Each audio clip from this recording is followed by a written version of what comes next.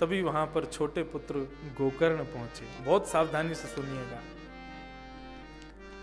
श्री गोकर्ण जी महाराज कहने लगे, पिताजी क्यों दुखी हैं आप? उन्होंने कहा, ये ऐसा पुत्र पाकर के कौन पिता सुखी रहेगा? तुम ही बताओ गोकर्ण, अब मैं क्या करूं? तब गोकर्ण जी महाराज ने 2 श्लोकों में अद्भुत ज्ञान, हमारे परम पूजनीय दादा गुरुदेव अनंत श्री विभूषण श्रीमद् भागवत के सचल विग्रह श्री रामानुज प्रपन्नाचार्य गुरु जी कहते थे, ये 2 श्लोकी भागवत है जो श्री गोकर्ण जी महाराज कह रहे हैं। बहुत भाव से सुनिएगा, अद्भुत, आज के प्रसंग का केंद्र बिंदु। इसको श्रवण करके हम कथा को विश्राम देंगे। गोकर्ण जी महाराज क्या कह रहे हैं? देह स्थिमां सरुधिरे अभिमतिं त्यजत्वम् जाया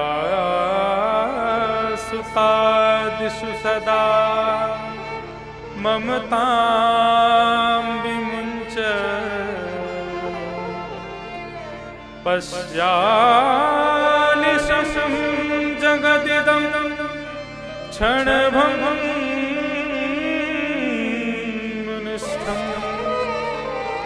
वैराग्यरागरसको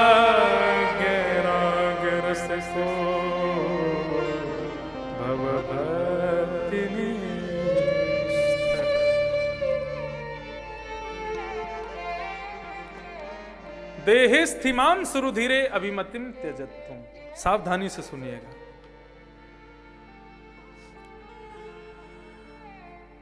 मानव जीवन में बंधन के 2 कारण और उन दोनों बंधनों की मुक्ति का उपाय यहां बताया जा रहा है। पहला बंधन का कारण अहमता और दूसरे बंधन का कारण ममता। अहमता और ममता। अहमता किसे कहते हैं? जो अपने प्रति होती है अभिमान की भावना, उसको अहमता कहा जाता है। और जो अपने किसी प्रेमी के प्रति अभिमान की इच्छा होती है, भावना होती है, उसको ममता कहा जाता है। ये अहमता और ममता, ये दोनों ही बंधन के कारण हैं पिताजी। कैसे दूर किया जाए? सबसे पहले जब तक आप स्वयं से देहाभिमान से शून्य नहीं होंगे, तब तक आपके हृदय से ममता नहीं जाएगी। जब तक आपके देह का अपना अभिमान नष्ट नहीं होगा, तब तक आप अपने शरीर से संबंध रखने वालों से जो आपका ममत्व है वो दूर नहीं कर पाओगे।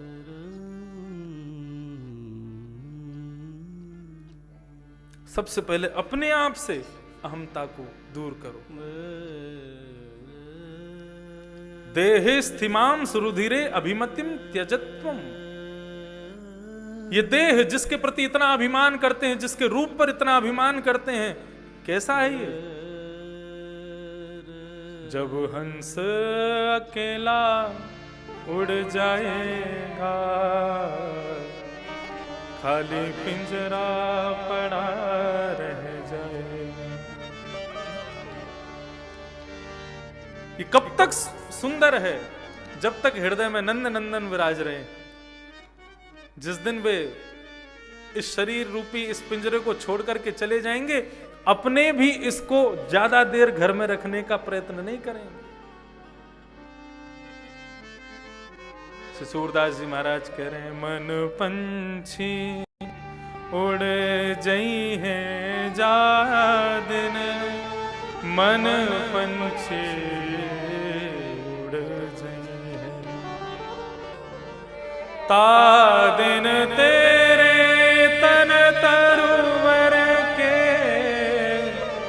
ता दिन तेरे तन तरुवर के, सब ही पात झड़ जई है, सब ही पात झड़ जई है। मन पंछी उड़ जई है जादिन, मन पंछी उड़ जई। क्या बढ़िया हेयर स्टाइल है महाराज, क्या सुंदर चेहरे की तेज को बढ़ा रहे हैं। रोज क्या खा रहे हैं? बादाम पिस्टी खा रहे हैं, चेहरा ही चेहरा चमक रहा है, लाइट की जरूरत ही नहीं है। इतना साज सज्जा अपने शरीर के लिए कि कब तक सजा रहे हो?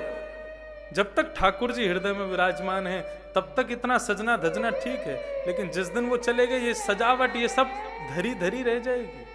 कोई जा प्रियतम सो, सूरदास जी कह रहे हैं, गोपाल को नहीं अपनो, बिन गोपाल को नहीं अपनो, बिन गोपाल को नहीं अपनो, बिन गोपाल को नहीं अपनो, जासो प्रीति बड़ई है,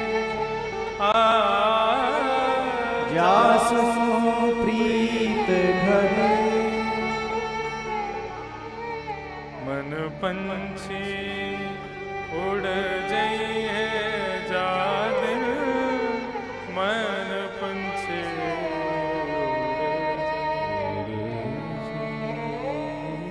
इसलिए पिताजी देहे स्थिमाम सुरुधिरे अभिमतिम त्यजत्वम, इस शरीर के अभिमान को छोड़िए। आप बोलने का अभिमान करते हो, यदि ठाकुर जी की इच्छा हो जाए कंठ अवरुद्ध हो जाए क्या बोलोगे?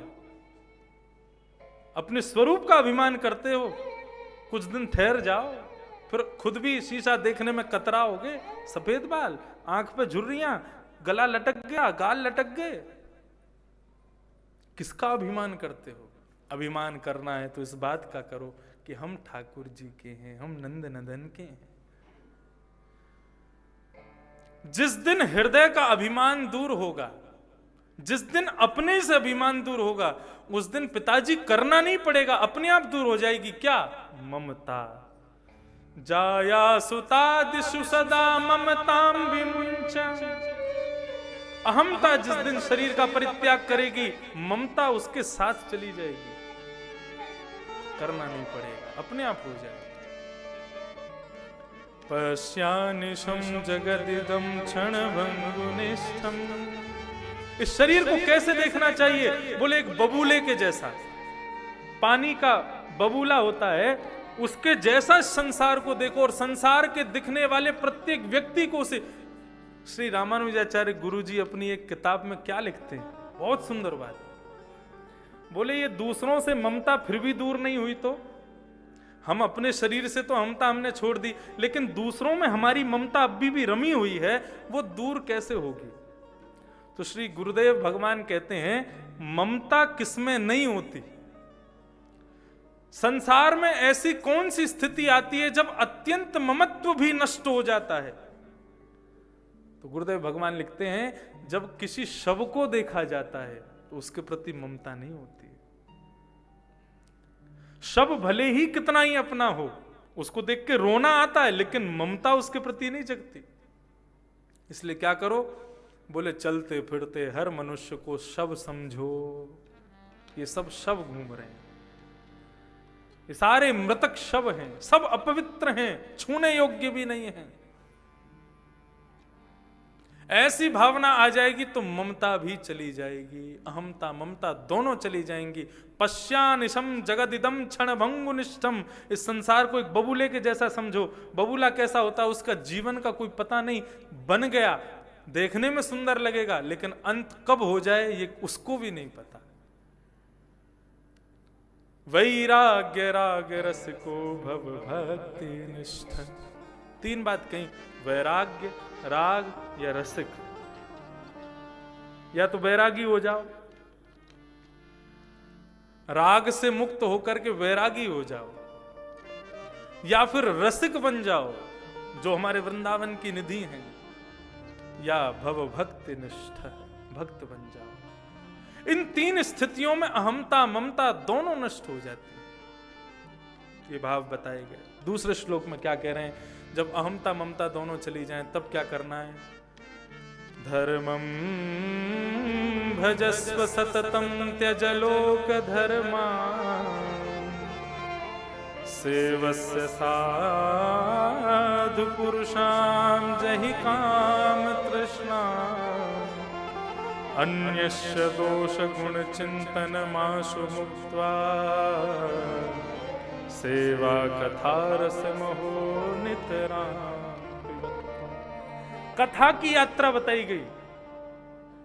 कथा में बैठने का अधिकार कब प्राप्त होगा? बोले सबसे पहले धर्मम भजस्व, धर्म को भजो, सततम निरंतर, त्यज लोक धर्मान, लोक धर्म को भूल करके धर्म को करो।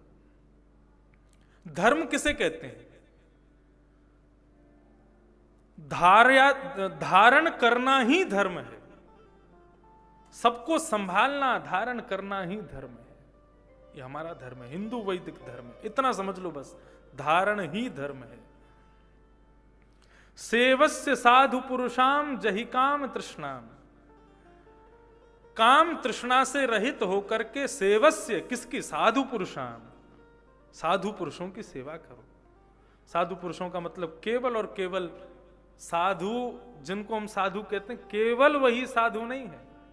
श्रीमद् भागवत के कपिल देवभूति संवाद में संत की परिभाषा बताई गई, साधु की परिभाषा बताई गई। और उस परिभाषा को सुनकर के तो यह भी लगेगा कि पैंट पहनने वाला भी संत हो सकता है। तितिक्षव कारुणिका श्रुहृदः सर्वदेहि नाम अजात शत्रवः शांता साधवः साधु भूषणा। ये साधु के आभूषण हैं। केवल बाह्य स्वरूप देखने से साधु नहीं हो जाते।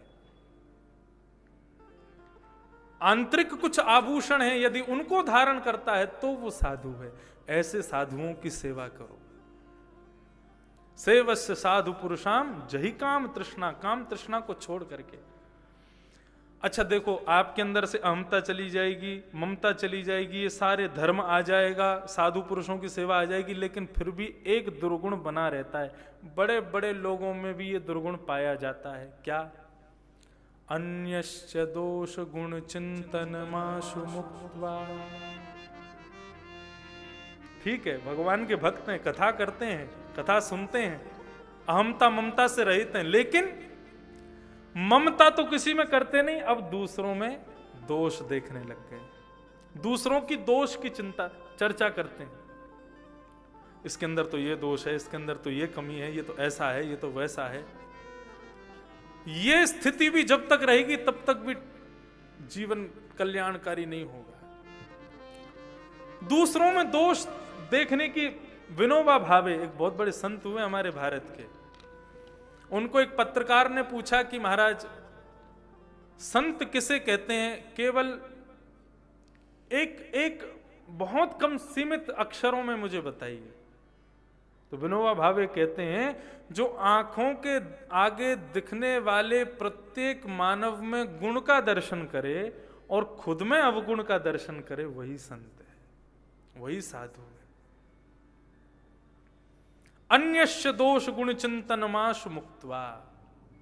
राग और द्वेष की भावना हमारे, मुझे किसी ने माला पहनाई तो उसके प्रति मेरा राग हो गया, और मुझे किसी ने अपमानित कर दिया, किसी ने गाली दे दी तो उसके प्रति द्वेष नहीं। समुद्र मंथन की कथा सब लोग बड़े चाव से सुनते हैं, लेकिन उसके मुख्य भाव को कोई नहीं समझता। समुद्र मंथन में अमृत और विष दोनों का प्रादुर्भाव होता है, और समुद्र मंथन समुद्र का मुख्य नहीं है, वो पृथ्वी और समुद्र दोनों का मंथन है। भगवान उससे यही बताना चाहते हैं कि जिस पृथ्वी पर आप रहते हैं, इसने दो वस्तुओं को जन्म दिया, अमृत और विष। अमृत क्या है? सम्मान। विष क्या है? अपमान। आपको दोनों पीने पड़ेंगे। जो केवल अमृत पीवे वो देव, और जो विष पीवे वो महादेव। अपमान के भी घूंट जो पीता है उसी को महादेव, देवों का देव कहा गया। हमारी वृंदावन शतक में तो यही कहा गया है, वृंदावन रहो तो कैसे रहो? वृंदावनम मात्यज भ्रातः तिष्ठ तले तले विटपिना ग्रामेषु भिक्षामट। सावधानी से सुनो, वृंदावन में कैसे रहना चाहिए? स्वच्छंदम पिबयामुनम जलमलम चीराणि कंथाम कुरु कि सम्मानम कलयेति घोरगलम नीचपुमानम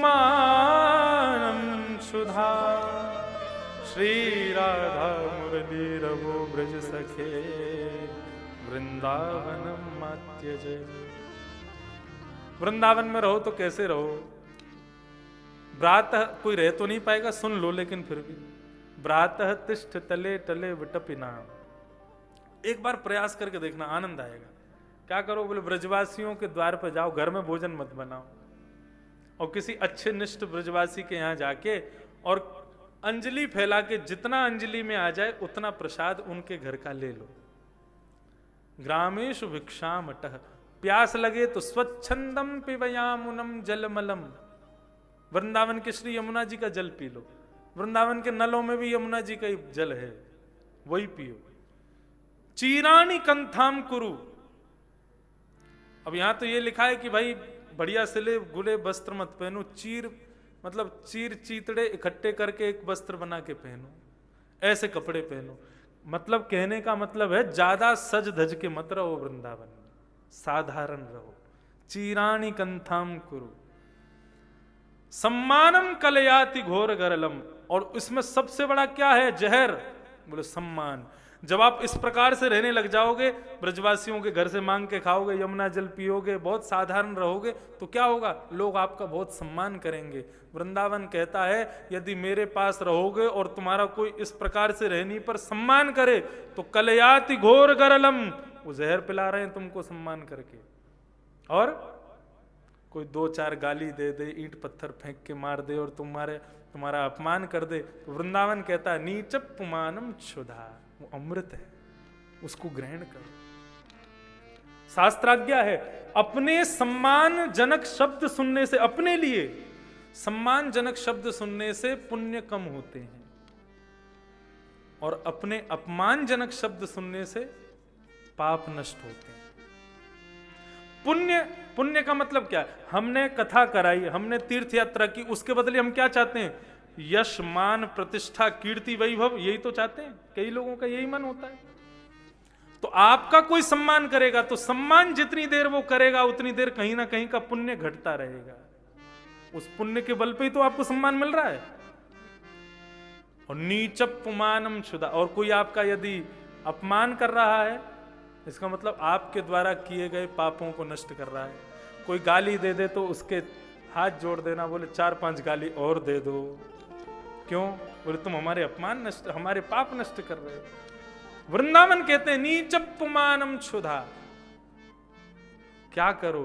बोले श्री राधा मुरली रवो ब्रज सखे वृंदावन मात्यज। कैसे भी रहो लेकिन वृंदावन मात्यज, वृंदावन को मत छोड़ो। तो दूसरों में दोष नहीं देखना कभी भी, सबके अंदर गुण देखो। तब क्या होगा? बोले सेवा कथा रसमहो नितना, तब कथा सुनने में और कहने में दोनों में रस का प्रादुर्भाव होगा, आनंद आएगा। ये भाव बताए गए।